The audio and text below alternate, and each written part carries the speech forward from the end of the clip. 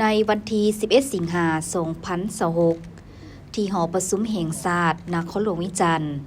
บรรดาสถานทูตต่างประเทศและองค์การจัดตั้งสากลประจำสาธารณรัฐประชาธิปไตยประชาชนลาวได้เข้าวางพวงมาลาและไว้อาลัยต่อการจากไปของสหายไสสมพรพรหมวิหารอดีตกรรมการกรมการเมืองศูนย์กลางภาคและอดีตประธานสภาแห่งชาติลาวบรรดาสถานทูตต่างประเทศและองค์การจัดตั้งสากลประจำลาวที่ได้เข้าวางพวงมาลาและไว้อาลัยในครั้งนี้มีคณะจากสภาแห่งราชอาณาจักรกัมพูเชีย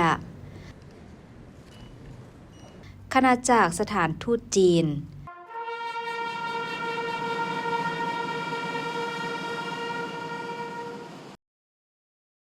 สถานทูตกูบา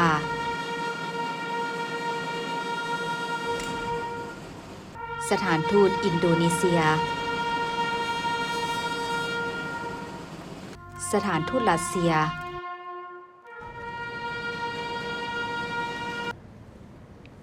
พร้อมด้วยคณะฝ่ายทหาร